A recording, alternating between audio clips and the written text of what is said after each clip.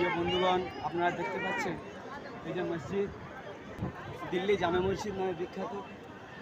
এই মসজিদটি নির্মাণ করেছিলেন সম্রাট শাহজাহান 1650 খ্রিস্টাব্দে।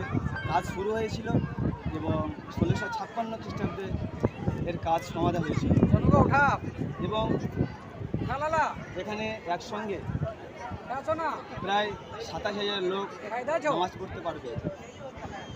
দুঃখের বিষয়, বড় আফসোসের বিষয় হলো এটাই, ভারতবর্ষের বুকে মুসলমানদের এত কৃতিত্ব থাকা সত্ত্বেও কিছু ভাই বলতে থাকে যে মুসলমানদের ভারতবর্ষে কোনো স্থান নেই।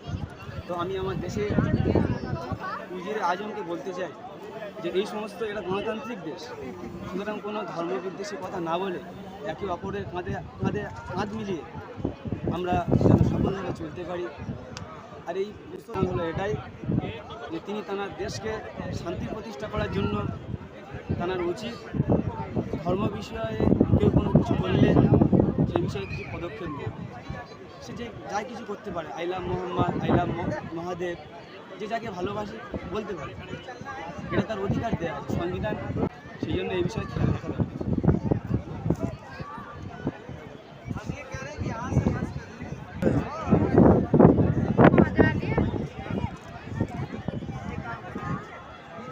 ভিডিও পড়াশোনাটা